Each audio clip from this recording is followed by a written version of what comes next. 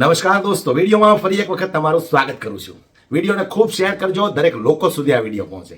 કારણ કે ઘણા બધા લોકો સરકારી અધિકારી હોય, નેતાઓ હોય, પોલીસ હોય કે વકીલ હોય, આની સાથે વાતચીત કરતા પણ આજે ડરે છે. આજે ઘણા બધા એવા લોકો છે કે જે સરકારી અધિકારીઓ સાથે વાતચીત કરતા પણ ડરે છે.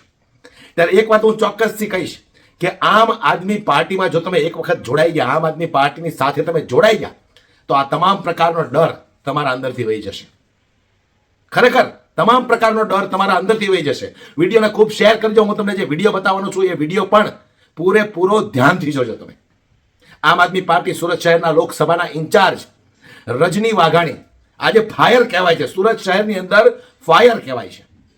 સરકારી અધિકારી હોય, સરકારી વકીલ હોય કે કોઈ પણ નેતા હોય, ખોટું કામ કરતા હોય તો રજની વાઘાણી એમને બરાબરનો પાઠ ભણાવે છે. થોડા સમય પહેલા ઓલપાડ કોર્ટની અંદર એક વકીલ જ્યારે કાળા કલરની સ્કોર્પિયો ગાડી લઈને આવ્યા ત્યારે ત્યાં ખડે પગે ઊભા જ એ વકીલની સ્કોર્પિયોના કાળા કાચ પર જે લાગેલી ફિલ્મ હતી એ ફિલ્મ ઉતારાવી. ત્યારે આજે બીજી હું તમને એક એવી ઘટના બતાવું કે બે પોલીસ અધિકારીઓ ગાડીમાં બેઠા છે ને એમની ગાડીમાં કાળી ફિલ્મ લાગેલી છે. અચાનક રજનીભાઈ વાઘાણીની નજર એ ગાડી પર પડે છે અને ત્યાર પછી આ કાળી ફિલ્મને લઈને રજની વાઘાણીએ એ પોલીસને બે સવાલ કર્યા અને પોલીસવાળાની શું હાલત થઈ એ વિડીયો તમે બરાબર ખાસ ધ્યાનથી જોજો અને વિડીયોને વધુમાં વધુ શેર કરો. કારણ કે આ એક જાગૃત નાગરિકની ફરજ છે કે કોઈ પણ જગ્યાએ કાયદાનું પાલન ન થતું હોય, સરકારે બનાવેલા કાયદાઓને આ લોકો ન ગણતા હોય, તો આવી રીતે તમે પણ જાગૃત થઈ અને આવા અધિકારીઓ જો કાળા કાચવાળી ગાડી લઈને નીકળતા હોય તો એમને કાયદાનું બરાબર તમે પણ પાલન કરાવી શકો છો. પણ એના માટે તમારે એક વખત આમ આદમી પાર્ટીમાં જોડાઓ એટલે તમારી અંદર આપમેળે હિંમત આવી જશે.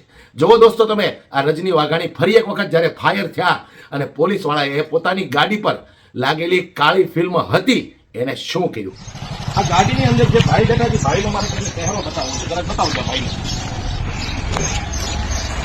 આ ભાઈ શું નામ આપનું? હિતેશભાઈ ગામિત. અને કયું પોસ્ટે લાગે તમારે? કામરેજ પોસ્ટે લાગે. જેમનો બક્કલ નંબર છે 0253. આ ભાઈ અહીંયા ગાડીમાં બેઠા છે. તમારી પોસ્ટ શું છે? કોન્સ્ટેબલ છે, પોતે કહે છે. એ ભાઈ બ્લેક કલરની કાચ વાળી ગાડી લઈને બેઠા છે. તમે સમજો, ગુજરાતની અંદર ગુજરાત પોલીસ એમ સમજે છે કે આ દેશ અને આ વિસ્તાર એ અમારા બાપ દાદાની પેઢી છે, અમારી બાપુજીની જાગીર છે. એ કાળા કાચની ગાડીમાં બેઠા છે. સાહેબ મને જરાક બતાવો, તમે કાળા કાચ કેમ નાખ્યા છે? આમાં કાળા કાચ નથી તો શું છે? દેખાય તમને? આમાં દેખાય તમને? બહારથી તમે જોવો તો અંદર ખબર પડે કોણ માણસ બેઠેલું છે. ક્યાં દેખાય છે? કાંઈ વાંધો નહીં. તમે ભાઈ 112 નંબરમાં ફોન કરો, વર્દી લખાવો, બોલાવો કે આ ગાડીમાં છે ને કાળા કાચ છે.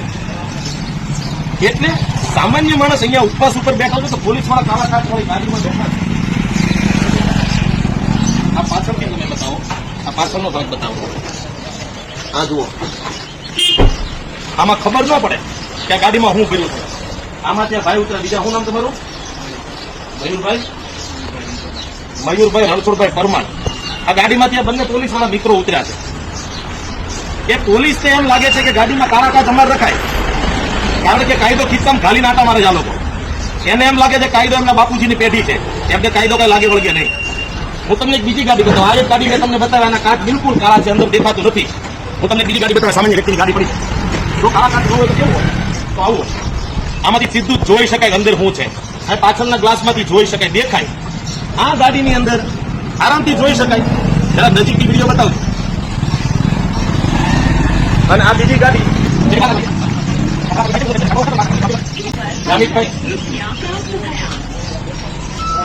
હવે એ એમના ઉપરના પોલીસ વાળા આગળ વ્યવસ્થિત આવો. એ એમની ઉપરના પોલીસ વાળા અધિકારીને ફોન કરે છે. આ કેમ કાળા કાચની ગાડી તમે રાખો છો? કાળા કાચ ક્યાં? આ તમને બતાવ્યા ખરા તો તમને નથી માનતા. આ આગળનો ભાગ અને પાછળનો ભાગ શું છે?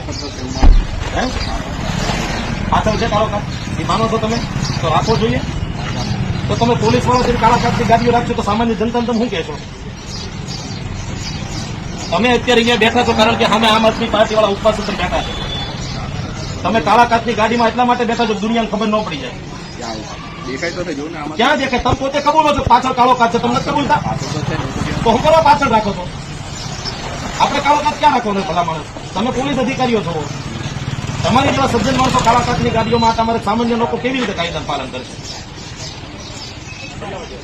અહીંયા તમારો આ કાળો કાચ છે આગળનો, તમે એમ કહેવા માંગો કે ઈ નથી, ઈ ફૂલ ડાર્ક છે તો સેમી ડાર્ક છે. સેમી છે ને એ તમે કબૂલ કરો કે સેમી ડાર્ક છે, એ ફૂલ ડાર્ક છે, સેમી ડાર્ક છે, પણ આપણે એવું રાખવું શું કામ પડે છે? શું કરવું આપણે પોલીસ તરીકે કાયદાનું પાલન નહીં કરતો કોણ પાલન કરે? હવે આની અંદર તમે હું બેઠા બેઠા ધંધો કરતો અમને કેમ ખબર હોય? અરે તમે અત્યારે નથી કરતા, કાળા કાચની ગાડીઓમાં કોણ શું કરે કેમ ખબર પડે? સરકારે નિયમ બનાવ્યો કે કારણોસર બનાવ્યો હોય ને કે કાળા કાચની ગાડીઓમાં કંઈક પણ ખોટું થાય તો ખબર ન પડે, એટલા માટે તો સરકારે નિયમ બનાવ્યો કોઈને કાળો કાચ રાખવાના નહીં. હવે તમે કાયદાનું જેને પાલન કરાવવાનું છે એ તમે પોલીસ વાળા કાળા કાચના મારો આ વ્યાજની વાત લાગે જામીન સાહેબ તમને? તો જરાક તમે કહો લોકોને કે હું કાયદા પ્રમાણે શું કરવું જોઈએ, કાળા કાચવાળી ગાડીઓ રાખવી જોઈએ ન રાખવી જોઈએ, જરાક કહો લોકો. તો તમે ન રાખો, તમે શું કરવા રાખો છો? તમે તો કાયદાનું પાલન કરો, કાઢી નાખો સાહેબ. તમારી જ ગાડી છે, તમે જાતે જ કાઢી નાખો ને, દુનિયાને ખબર પડે કે વાત સાચી છે સાહેબ, કાઢી નાખે, કાઢી નાખો ને, અત્યારે જ કાઢી નાખો.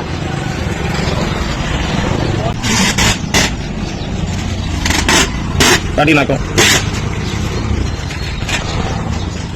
કાઢી નાખો, આખી ફિલ્મ કાઢી નાખો, બોલપાથી અડધી બાકી જઈ કાઢી નાખો. તો તમારા વ્યવસ્થિત ફોટો લઈ દો એમને.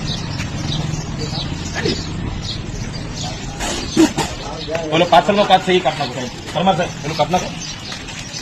આવી રીતે ચોખ્ખો ગ્લાસ હોય તો સારું પડે, અને આવી રીતે ગાડી લઈને આપણે આટા મારીએ તો કાયદા પ્રમાણે આપણે ચાલતા કહેવાય. યાદિક સાહેબ મને આનંદ થયો કે તમે તમારી ભૂલ સ્વીકારી તરત એનું સોલ્યુશન કરી નાખ્યું. શું કરવા આપણે આવી કોન્ટ્રાવર્સીમાં આપણે પડવું શું કામ? કાઢી નાખો સાહેબ, પરમાર સાહેબ પાછળ ડીકી ખોલી કાઢી નાખો, આરામથી કાઢી નાખો. ડીકી ખોલો એટલે પાછળથી ખોલ નાખો, કાઢી નાખો.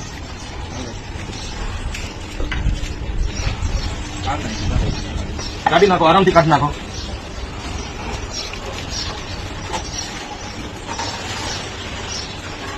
તમે પોલીસના મિત્રો આવા કાળા કાચની ગાડીઓમાં આટા મારો સારું ન લાગે, અને પછી આપણે લોકોને એમ કહીએ કે તમે કાયદાનું પાલન કરો, લોકો ક્યારેય પાલન ન કરે.